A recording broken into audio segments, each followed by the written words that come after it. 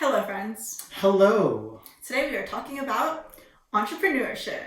And how we got there. Yay!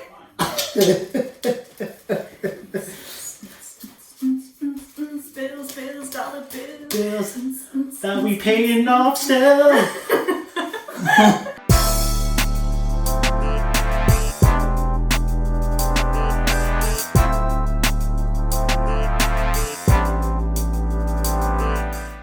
So over the past couple of years, we've dipped our toes in so many business ventures. And there are so many things that we could talk about, but in this video, we just want to talk about what those ventures were and why. So, what was the first business that you started? Back in the day, aka second year university, so I was like 18. I loved fashion, and at the time I was freelancing. Okay. So I never did events ever, but because I loved fashion, I was like, hey, I'm gonna try to put on a fashion show at my school. And every single year they're looking for the creative director that puts on the fashion show. Okay. And essentially, you know how you apply for a job position and they kind of give you exactly what to do? Mm-hmm. I thought that was the case, but they never gave me a blueprint. So they were just like, you got the job, congrats, have fun. It's pretty much running in 3 weeks. And I was like, but that was my very first taste in an entrepreneurship setting. What ended up happening was I loved the chaos of events. And I was like, hey, I want to run an events thing because it was really fun. And long story short, that never worked out because I never pursued it seriously. I was just kind of having fun. When I started my very first agency, I was kind of completely going in it blind. I had no idea what I was supposed to do because as a freelancer, you do everything yourself. Of course. So as a business owner, you have to delegate certain tasks that you don't specialize in, and I had such a hard time understanding what it was to build a team. I started it because I really wanted to take a chance and take a risk. I think that at the time I was really tired of doing the same thing, and I just felt like I was not growing as a person, to be honest. I was very stuck in this circle and this mentality of putting myself in a box and having limitations and just being like, hey, this is all I can do. Above that, I never thought, think of your wildest dreams ever. And I was just like, nah, that's not achievable. But until I met somebody that really pushed me to believe that anything is possible, I was like, if somebody I personally know is already doing that and is living his dream life essentially, why couldn't I? And why wouldn't that stop anyone from doing it? When I first started my agency, it was a lot. It was very overwhelming. At first, you kind of go over your BMC, which is a business model canvas, which we'll talk about later. Well, the reason why I wanted to start my agency was to really push myself out of my own limiting beliefs, essentially, which we kind of talked about before. Yeah. But also to see what I'm capable of, what is possible and what can I do that I never ever thought that I could do, So, what about you? Similar to you, it actually started in fourth year, or my last year in university, and the program I was in the marketing program. Our practicum was actually to set up our own online business. Essentially, we have to create a business from scratch. We had a $200 startup fund, and just go at it. Sell anything you want, very little restrictions, and set up an e-commerce page. So that was kind of my first taste of running a business. Such a cool class. It's a very stressful class. Throughout my entire degree in education, I've always had to work in teams. So I kind of knew and understood, team dynamics, what it means to, talk to people, delegate tasks or duties or whatever. I felt like it was just easy for me to work with a team, especially for a high stress kind of project. Right? And I ended up liking running my own business so much that I decided to continue doing it with different ventures. Yeah. So, after university, took a break. And after about a year, I went back to school again to be more specific into digital marketing. So the cool thing about my school, or the school that I went to, was for each project, it was actually run like it was an agency. For each project that we did, the first project that our class did I was selected to be the project manager, and we kind of had to act in a way where the school was pretty much the agency, and my class was given this client. So that was my first time, I guess, working in an agency setting where, the project manager has team leads. Those team leads had individual kind of facets that they needed to focus on.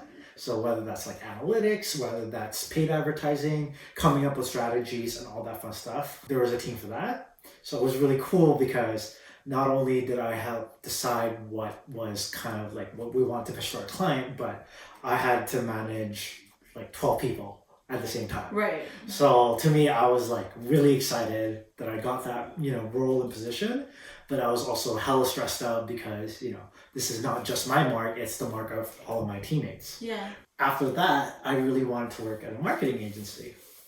But at the same time, I wasn't sure where I wanted to focus on in terms of digital marketing. So what I did on the side was also freelance. Yeah. And, kind of trying to capitalize on that and try to make money. But because I was so focused on school and I worked part-time, I didn't have enough time to do the freelancing side of things. So I never really built that up. But because I had so much experience in e-commerce, I decided to start my own e-commerce business. There's a lot of planning that went into it, and there's still continuous planning because I really wanted to make sure that when this business launches, like it's, meeting the demographic, the inventory is there, the marketing is done right, and all those things, right? I don't want to just, let it out there and kind of just run with it, especially if I'm going to dedicate my time and money into it. I want to make sure it's perfect first, right? But I know people are going to say, oh my God, you should just let it go and, let that ego go and run and just let it run. I'm like, well, I've done that several times, all right? So this is the one that, I want to be my baby. I want it to be done right. So I'm going to do it right. So y'all better watch out. But yeah, so that was kind of like the start of my e-commerce journey. I never really did, freelance. What else did you do after this agency thing? Wow, that's actually so crazy. Now that you talk about it, it makes perfect sense because you did it in school. Exactly. It's just like, okay, the progression, like that makes perfect sense. Right. When you were talking about school, I was like, oh, that reminds me. So one semester, I accidentally walked into the wrong classroom. I love that. I was just like, and you know how the beginning semester you get to drop classes, choose classes? Yeah. So I walked into the wrong classroom and I was like, what class is this? This is kind of cool. Like, this is not what I signed up for. Yeah. And she was just like, hey, like the prof was like so freaking nice. Like she was just like, hey, just like take a seat. It's like the first week of classes. Yeah. Just like, just no stay. one cares. Yeah. Just stay. See Who what cares? this is about. Yeah. And it was one of those very small classes where you can literally have like a big table and everyone can fit in the table. Like it's not like a 500 like lecture class. Okay, yeah. So it's very personal. So you get to see everyone and like meet everyone. And she was just like, welcome to Business of Design. And I was like, what is this? Business of Design. I was like, I've never heard of this class ever. No. And she was, my prof, she said that this is a completely brand new class. They've never implemented it at SFU ever. So this is like the first cohort of people that are testing. So we were all like test rabbits for this new program. And I was just like, Business of Design, and she was essentially like, we're mixing design thinking and business entrepreneurship collaboratively. She was saying how you cannot run a business if you don't know who you are. And I think this class like really changed the perspective I had on entrepreneurship because I didn't know anything about business. She was just like, the only way that your business grows is if you grow, and the only way you can grow is if you know what you value. So like you need to know your core values, like what you stand for, what you care about, what you love, and especially what you don't like, what you don't love. Like you need to know that about you in order to build something that will last forever. And it was a lot of deep work. Like that class was a lot of introspection and thinking about like, who are we? Like, what do we want in the world? Like, what do we want to see in the world change? What social issues are we passionate about? Like really insightful, deep stuff. When I was building my first agency, I was just like, oh, I just like care about marketing because that's what I was doing, freelance marketing. But she made me realize it was deeper than that. Like, why though? That class, like it really like made me think about like my professional career and it's not just about the money, it's about adding value to people and understanding what you can bring to the table that you really love and care about that no one else can, and like that's your superpower essentially. Exactly. After that, it was crazy. I learned so many lessons out of building my first agency because I was able to build it in that class and like really understand and like have a business mentor. That was the first time I've ever had an entrepreneurship mentor of that kind ever. And unfortunately, that first business failed because there were so many things that I couldn't come to terms with my business partner at the time. So we went our separate ways. But coming out of that marketing agency situation, one beautiful thing that came out of that were creating events, which is funny because like originally that's what I wanted to do, events alongside my media marketing stuff. So when I built my second agency, which is a communications agency, which focused more on events actually rather than marketing, Jerwin was a huge part of both, which was really fun because we realized that, you know, it would leverage his passion of public speaking and talking and connecting to people through events, especially like it was really cool for you because you met so many new people. There's so many. And you were like in the spotlight and you had, like you were like shining, you know? And it was just so dope because with the second agency that I built, the reason why we wanted to build a communications agency rather than like a creative or marketing agency was because we wanted to find really creative ways of communicating through events and through like really crazy experimental communication strategies. Oh yeah, I totally agree. And it was nuts. It was so nuts. So would you say your why is to create an impactful event? Yeah, like impactful ways of communicating and like relationship building, which is like it's so funny because when I was creating this second agency, like Jerwin actually sat me down and he was like, yo, why do you want to do the second one? Like, what makes it different than your first one? And I remember we would just sit there and plan like, oh my God, like, what are our core values? Like, what is the mission statement, the vision statement? And we would just like be starting from scratch and just differentiating between the two businesses, which was like really, really fun to do. Oh my gosh, it was so crazy. And to this day, like we're still involved in doing that. But of course, you know, with like the world climate right now, we can't really do events all the time.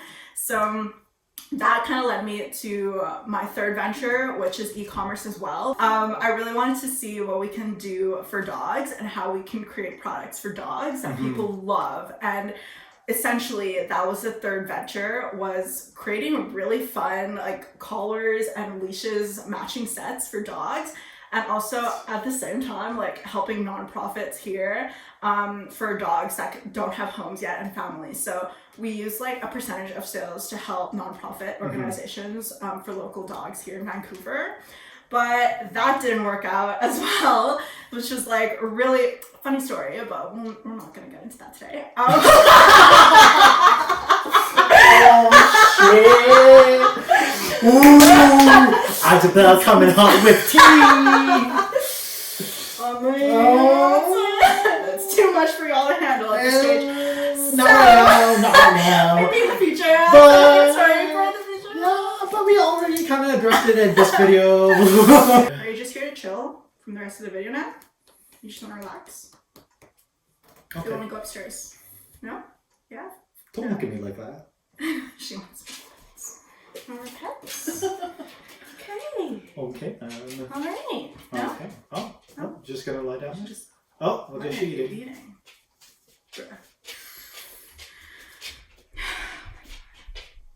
I swear she eats everything. Oh, it's stuck on her nose now.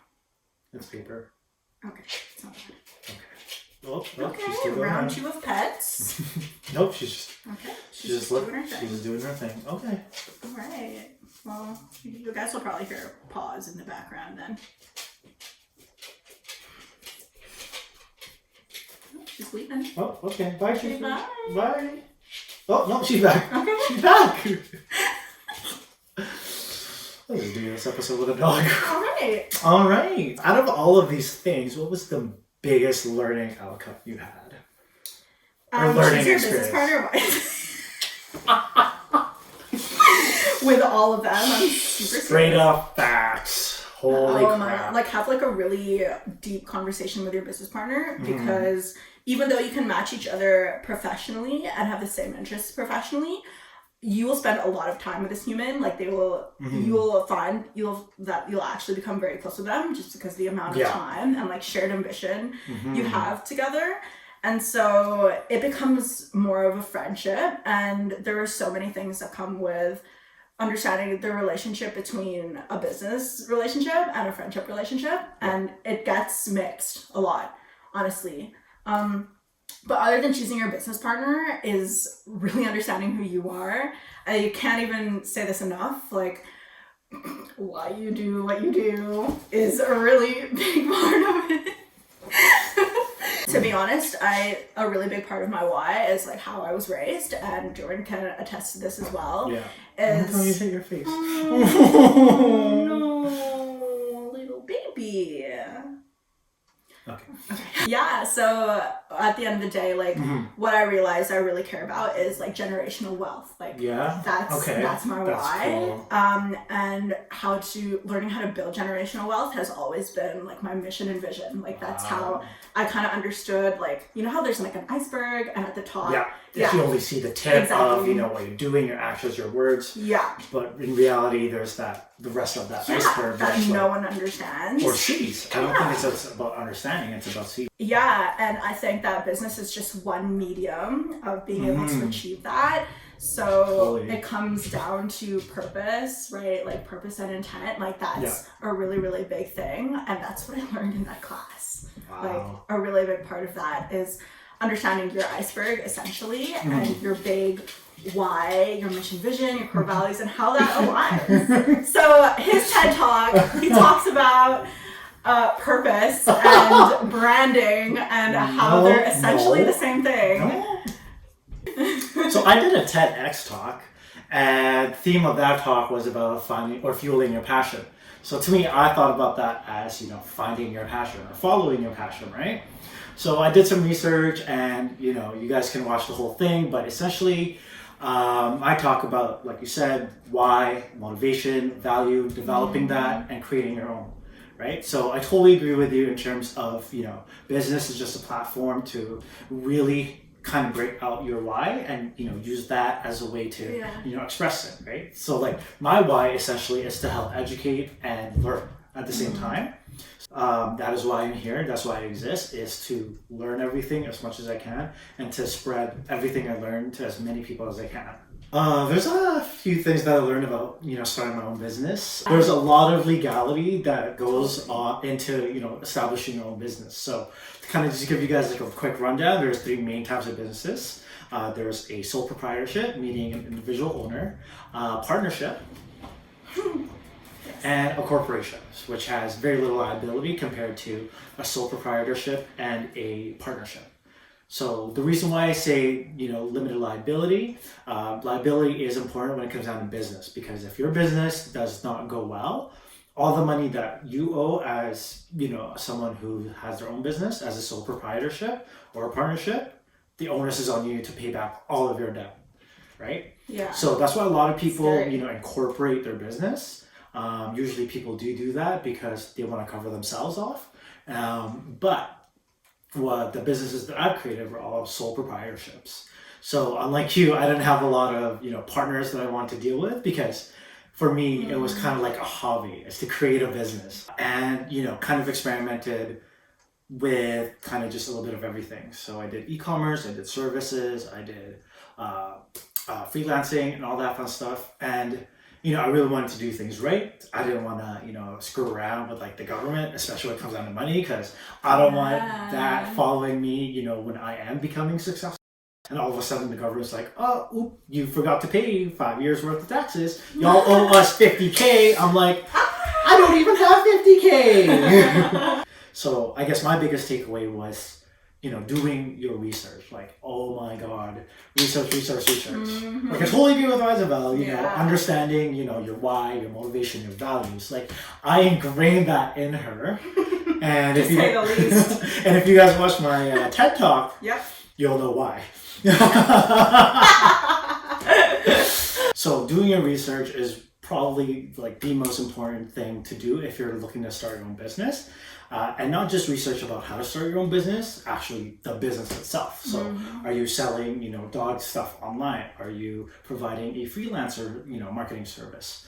Are you selling, bracelets on Etsy or something? Like, you still need to understand and do some research, and researching, what does well in that industry or that product that you want to provide or sell.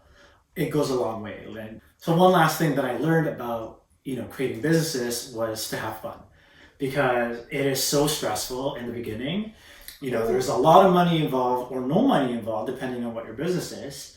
But there's that added stress about, am I going to get paid? Are these people like actual customers, or are they just trolling me, right? Like, all these questions go through your head. At the end of the day, you want to have fun, right? Yeah. Be smart, but have fun, right? Especially if you do your research, especially if you pick some good business partners. You want to have fun, yeah. right? But going back to Yzobel's point, it's really important to understand your why.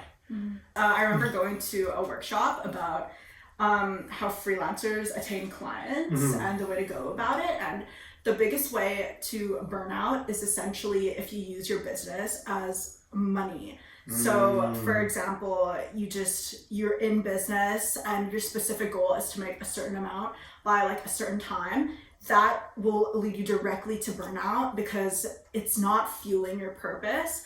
And what we mean by that is when you build a business, you have to show up to serve people. So you have to be in the mindset of giving and not expecting anything back forever, essentially. And the way that you can build a sustainable business is if you have a money income source that comes from either a part-time job, a full-time job, anywhere where you can get your money, essentially, and not rely on the money of your business to fuel your lifestyle, but another sustainable source of money, and then use your business to fuel your purpose. So so starting a business is hard, but if you want us to stay in business on YouTube, please like, share, and subscribe. Support small businesses. Support local small businesses. Hey! All right, YouTube, we'll see you next time. Peace.